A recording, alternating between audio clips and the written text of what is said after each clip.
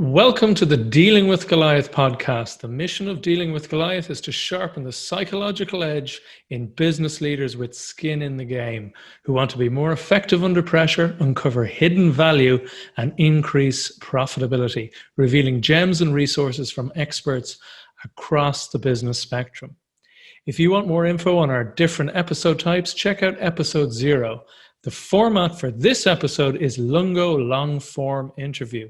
Here we take a little time to go deeper in depth to discover greater insight, the approaches, models, methods, and thinking of experts in their field in order to help us sharpen our edge. I'm your host, Al McBride.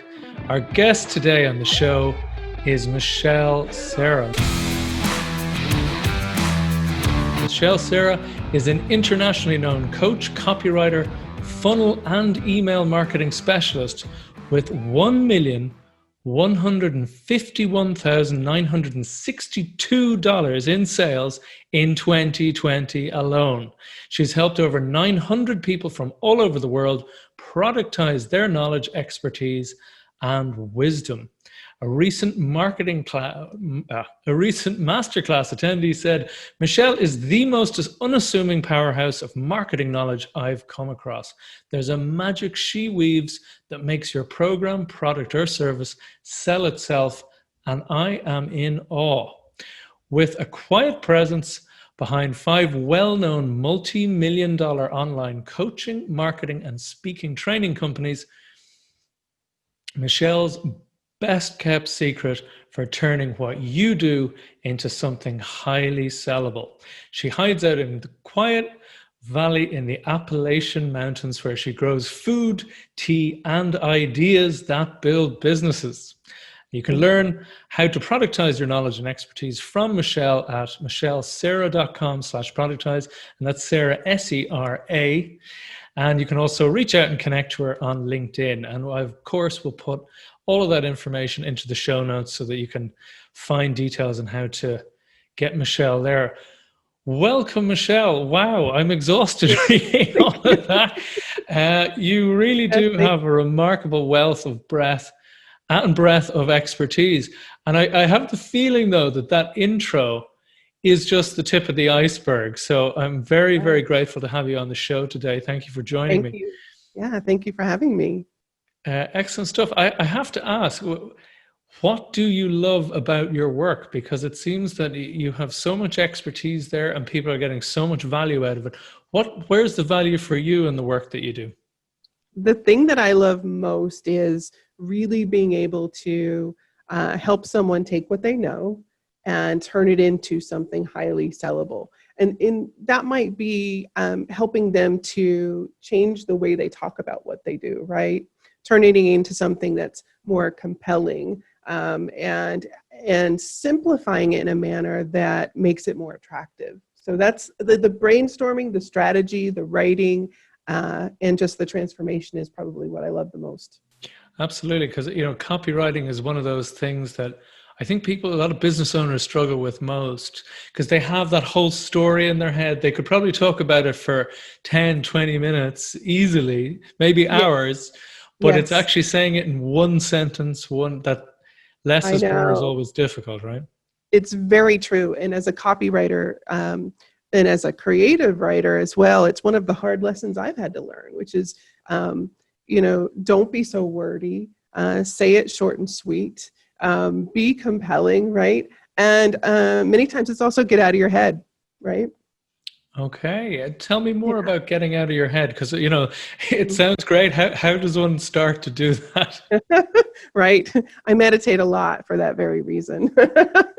In getting out of your head, we tend to overthink things, especially in a manner of our own stuff and what we do. Like I'm the worst copywriter for myself, right? But you have to really stop overthinking it and simplify. I mean, that's the one word I would give you about everything and the importance of productizing what you know, writing about what you know, creating email campaigns is simplify, right? Because as I will always say, overwhelm distances people and simplicity bonds. So simplify. Very interesting. And get out of your head. Yeah. You're reminding me of the Picasso's principles. Pablo Mhm. Picasso, he could paint in this traditional way with all the detail at 15 or 16 years old. And his thing was, how do you draw a bull or a horse in one line? Right. So it's Right. that, as you said, Exactly. the complexity thing is surprisingly easier than the simplification. So as Yeah. you said, it's getting that clarity that connects immediately to people with simplicity. Yeah, very, very interesting message. Yes. What are some of the most common myths when it comes to, and we'll stay maybe on copywriting for a minute. What are Yeah. some of the most common myths or misunderstandings that maybe business owners have when they approach you or other colleagues in your field? Sure. It's going to be along the same lines as what we just discussed, is that complexity is required in order to sell, or that if I'm productizing something I know or my expertise, that I have to give tons of content. I have to make it super complex in order for people to want to buy it. And it's actually the exact opposite. It's just like what I said, simplicity bonds. So when we can make something super simple and super easy for someone to see, a potential client to see how they're going to get to the outcome they desire, that's the key. But the myth is that I have to give tons and tons and tons of content and more of myself in order for this to work. And that's a big myth. Okay. And how do you approach discovering all that information about your client to then be able to drill down where, as you said, when you're in the it's hard to see the wood from the trees, as you Mhm. mentioned, with your own copy. So how do Yes. you approach that with client? Is there a certain formula you use? Is there a step-by-step approach, or? There is a process, yeah. So one of the things that I will do, would always remind myself, or anyone for that matter, that you must meet your clients where they are. That's to say, you may know what the problem is that they're struggling with or what the real issue is, right? But it doesn't necessarily mean that that's what they believe the issue to be. And you have to meet them wherever they believe, whatever they believe the issue to be. You have to meet them there. So sometimes I will use what I call the 10 thoughts method, and I will brainstorm. I shouldn't say sometimes, it's really all the time. But I will brainstorm on what are the thoughts that I think are going through their head. And when I say thoughts, I literally mean, like, do I want chocolate or do I need to eat a salad? I want those really super simplistic thoughts. So when it comes to their problem or whatever it is they're struggling with, you'd be surprised. Again, it's not as complex as you think. And what they believe the problem to be may not be what the actual problem is, but it doesn't matter at this point because we have to meet them right there where they think the problem, or what they think the problem is. Okay, and do you find that you usually need to do discovery with the client, or is it more, as I said, just helping them discover themselves where they actually need to be? Because often, what a business owner thinks their clients, the customer's problem down the line isn't necessarily what the customer's problem actually is. Exactly. And it's important to know, it's not to dismiss what the business owner thinks that Of their course. client's problem is, because that plays a part along the line, right, in the journey. But where we start is, as I said, what the customer believes the issue to be. And matter of fact, I just had a conversation this morning with clients that I went through this exact process with. And so I'll ask a series of questions. I'll say, why does your client want this specific outcome? And they'll tell me, and I'll say, okay, well, that's the logical reason. So what's the emotional reason? Let's dig into that. Like, Mm. how's that going to make their day-to-day life different? How's that going to change today, right now? And so I'll walk them through this kind of brainstorming process and dig out the real reasons, right? And that's where we're able to get to those thoughts. And then we can begin to write, speaking directly to those thoughts. So that, think about it, like if you're reading something and you see something that mirrors the same exact thoughts you had today, it's going to catch your attention, right? Absolutely. That's what we're Absolutely. after. That's what we're after. As I've heard recently, what's the phrase? Great marketing is offering someone something that they know they want right now. Yeah. Amazingly, it sounds amazingly easy, but as you say, it's tapping into that understanding of where the customer is, and then how you can fit into that. Yeah. Yeah, and someone gave me a great example of this recently and said, they were working with a client who was wanting to help nurses eat better so they could be good examples for their patients. But the nurses really had no desire to be good examples for their patients, right? What they needed was time management. They needed to better manage their time so that they weren't so stressed out all the time. Of course, now the eating better part can come into that, but that's not what you're going to lead with, right? Right. So it's the classic, give them what they ask for, and then you can integrate what you need from experience that Exactly. will get them to where they want to go. Yes. Right. Yes, exactly. You mentioned a moment ago about the importance of moving clients from the head or the intellect, the thinking reasons, to connecting more into maybe their own emotional state and awareness, but more specific to their customer or clients' emotional states. Can you talk to us a little bit more about that? Sure. So in copywriting, anytime that we want to persuade someone to a specific decision, we have to address both the logical and the emotional, because we're always going to make decisions, especially decisions to buy, based on how we feel in the moment. But we need logic to back up our emotions, right? Because we're going to always second guess and say, I don't know, that sounds really good, but would it be smart? And so we need logic to back it up. And that's why I address both, because with only one of those, it's not effective. And truly, emotions are what motivate everything that we do, right? So we have to address both. Very much, very much. I mean, the emotions are everything. I heard a story there recently, actually, where a chap in LA had a head injury. This was about 15 years ago, but I heard the story just last week, where there was a tiny severing of just one part of his brain. So a very small, minor piece of brain damage. Unfortunately, it was what connected the emotional center to the decision-making logical center. So before he made hundreds of decisions a day, he was a multimillionaire trader or something like this. Yeah. But with that one little injury, he could both think logically and feel emotions, but the two wouldn't connect. So it was extremely messy to make decisions, just like, blue pen or red pen, tea or coffee. It took him hours. Suddenly created indecisiveness on everything, I imagine. Absolutely. Yeah.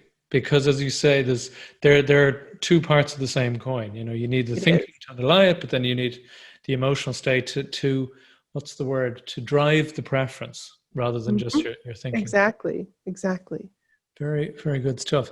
Can you tell me, just going back to your own development as a copywriter and all the things we talked about, particularly using email and as an expert in productizing people's services, what were some of those big learning lessons as through your career? Particularly interested in some of your most helpful or instructive failures or setbacks. Yeah. I've had my fair share of those. One of the biggest ones was failing in information and network or cyber and network security. Failing out of those classes. If I hadn't done it, well, let's say if I had succeeded at it, it would have made it so much easier for the natural hermit and introvert in me to come fully alive, right? And I would never have gone into marketing into the depth that I have. I never would have become a copywriter, and I never would have learned to hone my intuition, which in fact is what has helped make the millions, right? So that's one big failure. And I can remember at the time just being incredibly disappointed in myself that I couldn't believe, here I am, I'm a fairly intellectual person, I can do this, right? And I could not get through that, and I failed out of it. But had I not, I wouldn't be here where I am today for sure. Very interesting. So yeah, it's amazing how some of those things that seem like setbacks or big disappointments at the time, can in retrospect be exactly what you needed. Exactly. Yes. Yeah. Well, can you think of any other examples in actually the copywriting sphere or productizing sphere? I mean, I'll give you like one of the things that propelled me in that direction early on, like after that, realizing that I was not going to be in cyber and network security, was winning a Twitter contest, writing tweets for a contest to see who could write the most compelling tweets, right? And get the responses. And it was just a random thing that I did. It was for a very well-known entrepreneur at the time. And that I had just come across the contest, and I was like, sure, I'll do that, and I won that contest. And that was kind of in that light bulb moment that shifted me in the direction of writing for the sake of, convincing. So in that process, though, as I shared earlier, I've had to learn to not be so wordy at times, right? I've had to learn to not write based on how I feel, but how others feel. And I've had to learn to write in many different voices, people all over the world, men, women. It's been such a huge learning experience for myself, but it's also given me just this vast perspective in the business world in terms of what makes people tick. And I think not giving up, certainly, because not every copywriting experience has been a huge success despite the numbers, right? There certainly have been those that just flopped. And so it's just not giving up, because I'll have people come to me all the time that'll say, I have this funnel running and it's just not working. Nobody's buying.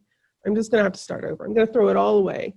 And I'll say, no, hold up. Don't, because it's not the thing that isn't selling. It's how you're positioning it. It's how you're talking about it, right? You haven't tapped into the reason people want it well enough yet. Don't give up on it. And so that's probably, as I said, that's one of the things that I learned in my own journey, and have certainly applied it to everything that I do with clients now. Very good. And as I said, it clicks very well in with what we were saying about where exactly you're putting the focus and how you're wording that focus and for a sense of connection. Exactly. Very interesting. You brought up quite an array of things I'd love to go back to there. Yeah. One of the things you mentioned, which was very interesting, was getting into the voice of people from all sorts of places and all sorts of backgrounds, as you say. Were there any of those that were particularly surprising to you that you could get into maybe more easily than you had thought you maybe could? Well, I would say, there are those that I have written for very well, very naturally, very easily. But it's the ones that I didn't think that I would be able to write for. For example, there was a young Australian fitness instructor that I wrote for, and he came back after I wrote for him and said, you write me better than I write me. And that was so funny, because here I am, this American female who has no interest in fitness, even though I should, but that's not my realm. And I was able to take on his voice. And part of it is from being the introvert, right? Being the more empathic person. I can have a conversation with you. And that's a really big piece of it, is for me to be able to see your mannerisms. It's for me to be able to hear you talk. It's for me to be able to hear when your voice lights up and when it goes down. Those are the things that enable me to pick up someone's voice.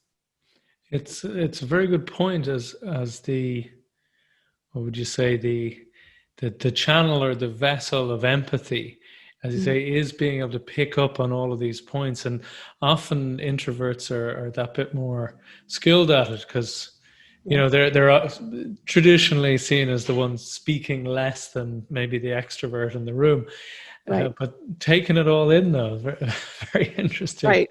I have to be able to stand in your client's shoes. I have to be able to stand in this person's client's shoes, right, in order to be able to write for them. Absolutely. Empathy is key. And I'm just going to go back to, again, another point you make and link it to it, because I have the feeling, excuse the pun, that, the instinct is important there as well. Yes. One of the things that I actually have taught and teach from time to time is all about intuition and instinct when it comes to business, and understanding the difference between the two. Instinct is your natural tendency, right? Intuition is what you know. It's the knowing.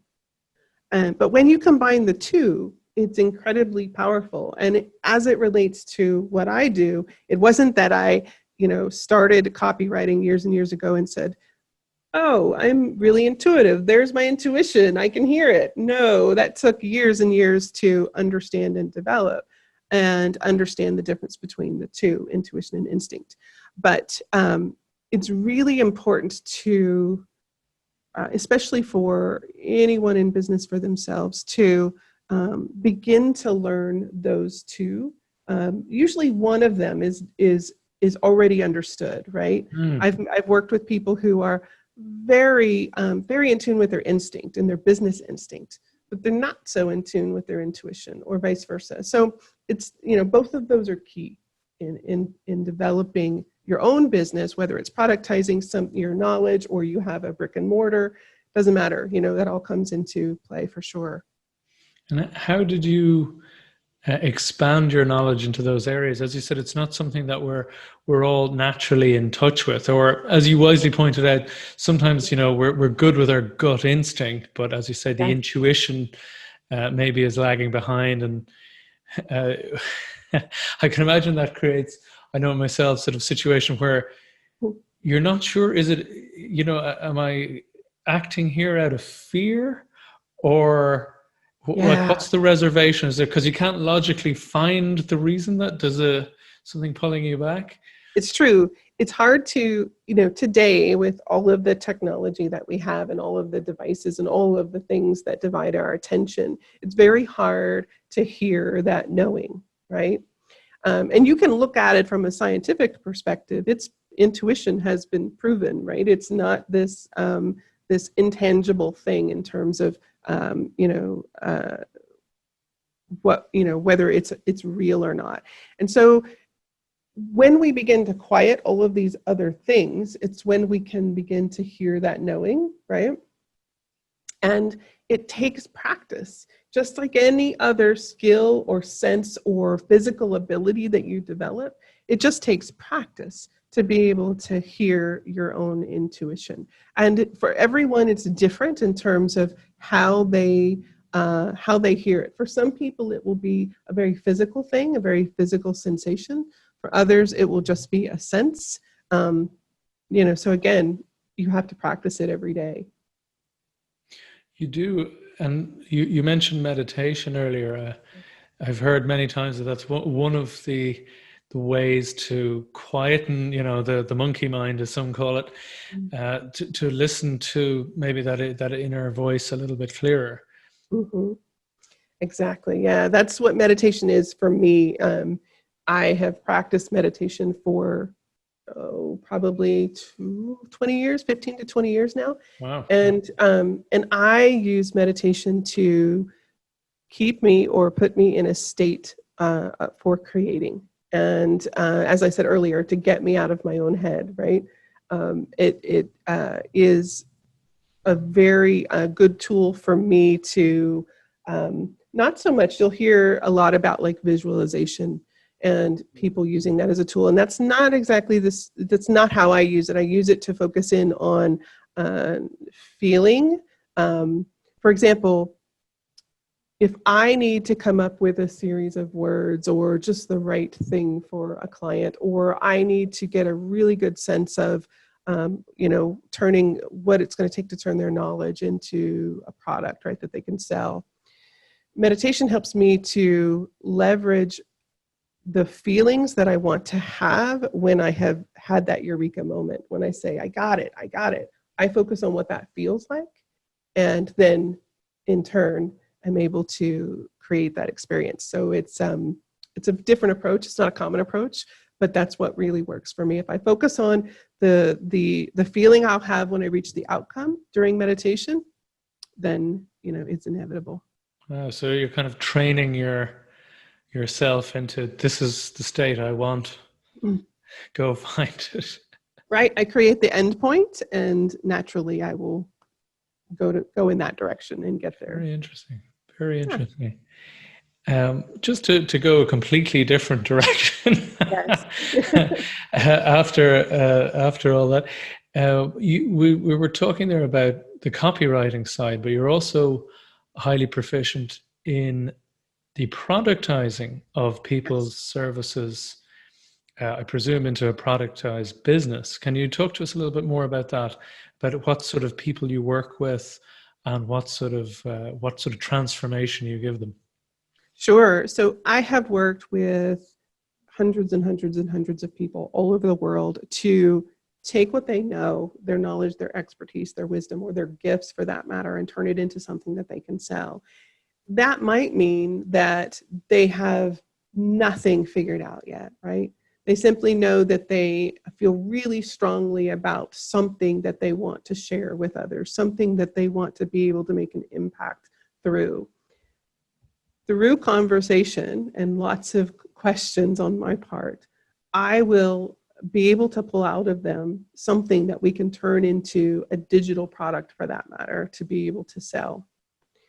Sometimes I have clients who come to me who already have established businesses, even a brick and mortar business, but they need to add a different level of products or services onto that to create another stream of revenue. So I'm able to then, from where they are at that point, help them create more products. And that might come from, what they know, or what they are very passionate about. It might be from what they already have. I might look at what they already have and say, let's build upon this, let's expand upon this. And that comes from that same questioning process that you and I talked about earlier of what are your clients thinking? What are your customers thinking every day? And where are you providing solutions? And I look for the gaps and say, okay, well, there looks like there's a gap here that we're not quite meeting this need. Let's create a product for it.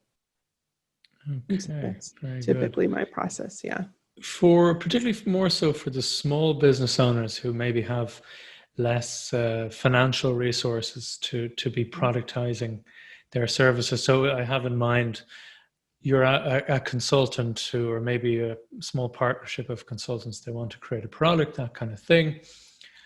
They're working, 40, 50, 60-hour weeks.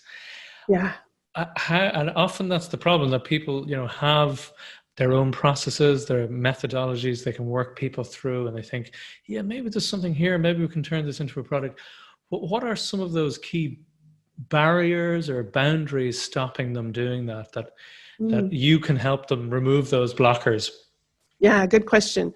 Oftentimes it's knowing where to start, right? How do I even begin the process of figuring out what I should turn into a product, So I will map that process out for them. I will kind of guide them through the steps.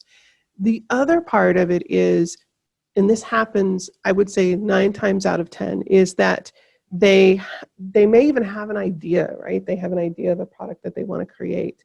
And it's this massive, massive piece of work, right? Or bundle of knowledge. And all I really want is one little tiny piece of it. Because again, I'm going to go back to simplicity. And one of the things that I can do is take this idea that they have, and from it, we might create, say, 3 to 5 mini products that we sell only through email marketing, right? So that we create a stream of income from their email marketing channel. Then we might take a few more pieces of it and create a series of, whether it's masterclasses or webinars or training sessions, and create a stream of income that's a little bit bigger than the average sale coming in from email, right? And then we can even create a signature program for that matter, if that's the direction they want to go in, or if it fits their model. But that's one of the big things that people struggle with when I work with them, or they come into the process with, is this is my idea. And I say, okay, great. Now let's break it down into much tinier pieces. And in doing so, we can monetize many different channels in the process. Or as I said, if they have no idea at all, they just say, this is what I really love doing. This is what I want to do. This is what I'm passionate about. And that's usually where I can help the most. Very good. Excellent stuff.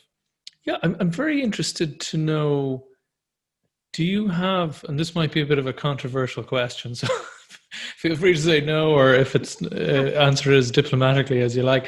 When you're working with clients, so whether for the copywriting side or the productizing, are there any red flags where you'd say, ooh, I don't think we're a good fit to work together, or at least not yet? What might be some of those little things that spring up in your intuition and go, ooh, not a good idea? Yeah, and that's a really great question. And the way that I have learned these red flags is through very hard lessons. So some of them are, let's see, one of the big ones is, and this one doesn't happen often, but it does happen every now and then, is before I have ever even worked with a client on anything, it's maybe our first conversation. By the end of the conversation, they're really excited and that's great, but they want to hire me for 5 projects all at once. No, let's just go ahead. Let's do this. Let's do it all now. That's always a big red flag for me because I've had that happen once, and I actually, after the first project was complete, ended the client relationship very kindly and on very good terms, but decided that, and I knew it when I went in, that this client was not in the right place to be working, on all of these projects at once. And so that has become one of the big red flags for me. Another one is, and this is a much more common one, and it doesn't always mean that it's not the right fit, but I have to just proceed carefully, is when their first question is, how quickly can I expect results? How fast can I get results? Okay, interesting. Yeah, because it's not the wrong question to ask, but there are so many other questions they should be asking prior to that one. There are so many other elements that come into getting those results that it's a much bigger picture that I can't answer in one simple sentence or a few words. So that's always a red flag as to where their priorities are or what they understand about the process and what it's going to require of them and entail. Yeah, that is an interesting point. That it's a very fair question to ask, how long until we start seeing results? It's a very fair question. But as you said, it's an order effect there, isn't it? If it's the first question, it's a very different thing than, a couple of questions or 5 minutes into the conversation down the line. Yes, exactly. Okay. I can see why that one might be a little bit of a red flag. Tell me, because you're coming at a thing from a very interesting directions to your work. What, if anything, do you believe that most don't? And that could be maybe in a professional context, as a copywriter, as someone who helps productizing in that consultancy sense, or indeed it could be more in a personal, the business person that does the business. So in a more personal sense, I mean, you've already mentioned the instinct and the intuition, which was very, very important and a little bit different, I think, than a lot of people. But I'm just wondering, is there anything else, either that or something slightly separate that maybe you think this is maybe a unique approach that I have or a unique perspective? Yeah, I think there's something that guides me in everything that I do, and I don't think you'll be very surprised by it necessarily, but it's that you control your external world, what you see in it, by everything that you feel in your internal world. I believe that 200%, that everything you see outside of you is directly ruled by what you feel inside. So again, the introvert, I don't think you're going to be too surprised by that, but that is a very strong and leading belief of my own. And it applies to everything, business, personal. Yeah. It's a brilliant point because I notice this with coaching clients, exactly that. And it's based, I said, a ton of psychology research there where we see thousands of things in every view available to us. And it's how we filter the thing out. Exactly. It's our filter, as you say. Yeah. Yeah. If you think about it, like your internal world and external world being this two-way mirror, just what you said, it's what you're filtering out that you see, or what you're not filtering out that you see, right? And so that's all reliant on how you feel and think, for sure. So, and I've experienced that enough, the proof of that enough in my own life to, hold it as a firm belief these days. Excellent, excellent. It also fits very beautifully with the idea of the copywriting, that you have a Yes, different filter. That's why you can see what they're not seeing, because they're seeing all exactly. the overwhelm, you know. Yeah, yeah. Very, very good. I'm just wondering, what advice would you give for dealing with people, particularly maybe slightly difficult people? But you're dealing with clients all the time, and as you said, across the world, across different businesses and industries. So you're dealing with a huge variety of people. I'm just wondering if someone sort of said, "Oh, I'm having these difficulties with client relationships. You know, maybe the first few meetings went rather well, some trust built, and then suddenly there's complaints or misunderstandings or anything like that."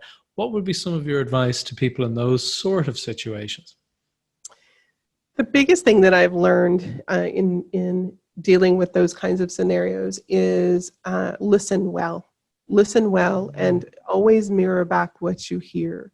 You know, when someone is expressing to you their frustration or, for that matter, their elation, right? It's really important that you make them certain that you heard them, Mm. and always listen and repeat back so they know that you understand them and that you're listening to them. That's probably some of the best advice I can give in any situation.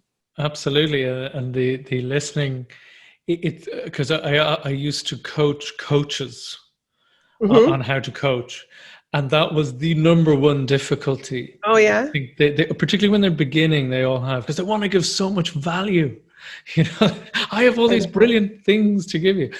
Right. The hardest was to just sit and ease back and just listen without needing to respond. Hmm. So Exactly. I hear Exactly. you. I hear you Yeah. completely on that. It's a great point of negotiation as well, being able to I ask those imagine questions so. and mirror back. Yeah, Yeah. absolutely, absolutely. Are you a very goal focused person, or do you? Because I or am. not so much. I mean, I am, and not necessarily in the way that most people are. I always create and set measurable as well as meaningful goals. Now, I've always swayed towards the meaningful side, right? That's my nature, that's my instinct. But I have learned to also include the measurable. So I always set both, you know, whether it's, for example, you know, helping, you know, 15 people feel like they have more choices now than they've ever had in their life from the work that we've done together. Or it's I help 15 people achieve a certain revenue goal from email channel, from their sales pages, or from their sales funnel. So I have learned to, for me, to set both meaningful and measurable. Meaningful and measurable. It's a it's a very good point. Yeah. It's almost the I said you have the structure of the measure, so that there's a precision there, but the meaning, which a lot of people miss, I think, is the engine, the emotional engine beneath. It's the exactly like it balances my creative side to bring in more structure, right?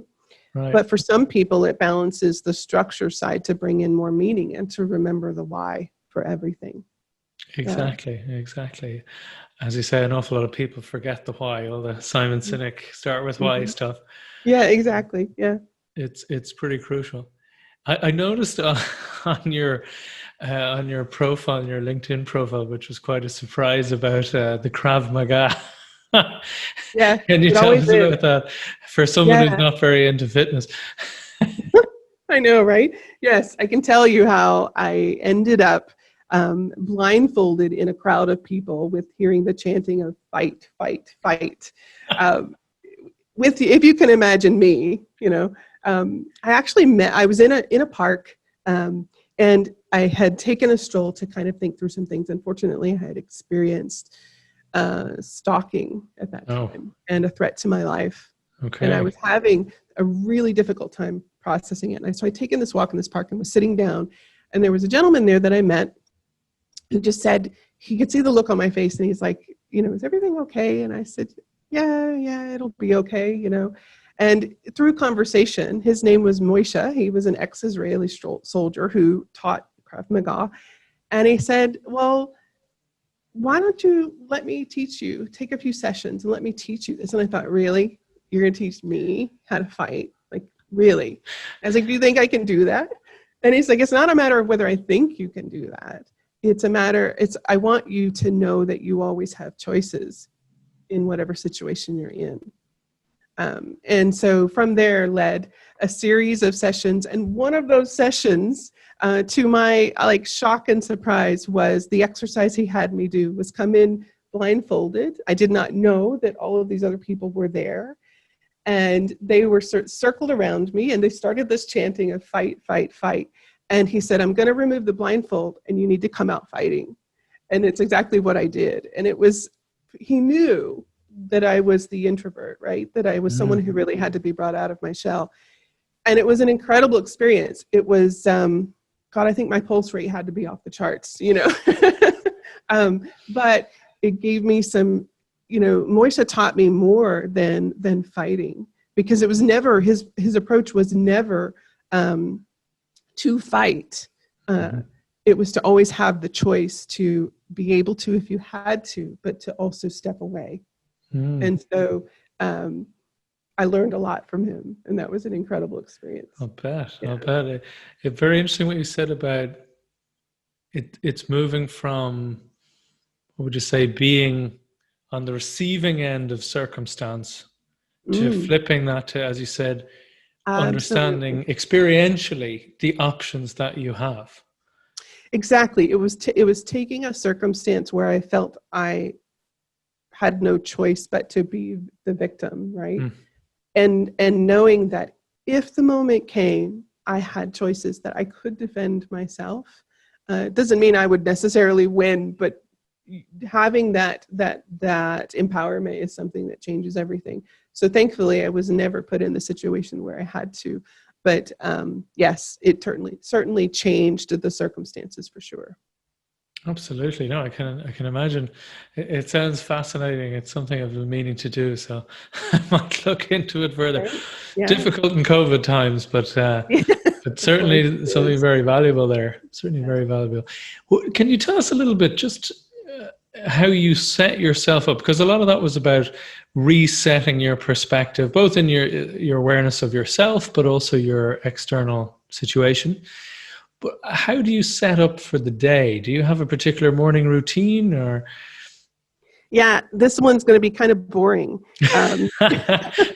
I read for the first hour of every day. Of course, I drink for an hour. Wow. Okay, tell me more. And of course, I drink coffee too, but I have to read because it's part of what gets me thinking. It's like this morning I was reading Blue Fishing, and I read tons of marketing books, but strategy books. And of course, then, my favorite, like sci-fi fantasy type, mindless escape. But this morning, was reading more about strategy, and it's what gets me thinking. It's what sets my day. And if I don't have that time in the morning, I know there are people who have, they're up at 5 a.m. and they have their exercise and their planning time. And I've learned over the years, I've tried that approach. It doesn't necessarily work for me. I have to do that reading first. Now, then I may go out and walk. I have a small farm, so I may go out and walk the property to check on things. But that first hour, if I don't have that reading time, I feel like I start very scattered and all over the place, and I'm not able to focus as well. And I was just thinking that's the operative gain, I think, is the focus, that you set yourself up to be directed at what you want to be directed at, not, as you say, scattered all over the place. Yes. It reaches another point. You sound like you have quite a connection with nature, living in a farm. I said in a hidden away hideout in the Appalachian mountains. What effect do you think that has on your psyche or on your approach? Well, remember I mentioned earlier that there's this, internal hermit that I am naturally prone to. So I have to always balance that. But being out, where I am in the middle of nowhere, I'm literally on a road that about half a mile further ends into mountains and wilderness. There is nothing else out there. Wow. And that gives me just a great peace and solitude, but at the same time, it like pre-COVID, about once every quarter, I would fly out to LA to teach at a mastermind. So you can still drop me in the middle of LA and I'll be just fine. But that peace and that quiet gives me space to think. And, I'm a thinker, so I've got to be in there. And I think too, it's the empathic side, like to be around people, large groups of people all the time is rather exhausting for me. As you know, like an extrovert is energized by that, an introvert is drained by that. So being aware of myself in that way has helped me to set up my environment to support and keep me working 100% in my talent. Outstanding stuff. Just Just have one last question for you. Sure. What question should I have asked you? Or what question, when you occasionally do these interviews, do you wish that someone might ask you? Let's see. I don't know. We covered so many of the really fun things that I like to talk about. I think it's the only, I guess in parting words, like the last thing that I would say is just to remember to, for most people out there who are, in business for themselves is get the basic foundations in place and don't make it so complex, because you're going to be pulled in a billion different directions with strategy and trends and the latest marketing, whatever, don't get distracted by it. It's good to test, and I'm going to always be a proponent of testing and seeing what works well for you. But there's still what I call the true teachings of marketing, which is those foundations, your email marketing, your, people, like when I say sales funnel, a lot of people will react negatively to that. And they're like, oh no, I don't, I tried funnels and it was awful. And I remind them that it's simply an automated experience of your work. So it doesn't need to be difficult or complex. And so get those foundational things in place. Don't let other things distract you. And when you have that optimized and you are creating income from all of those things, then you can begin to test with the trendy or the more tactical things that are going to move the needle higher. Very good. Simplify seems to be a good theme running through our conversation. It is. Excellent stuff. Well, thank you very much, Michelle. It's been fabulous talking to you. Thank you. I appreciate it. Been a great guest. So as I said, I will put some of those information and links in the show notes and for people to refer to, but do reach out to Michelle on LinkedIn. Yes. And thank you very much once again. Thank you for having me. It's been great. Cheers. Bye-bye. Bye.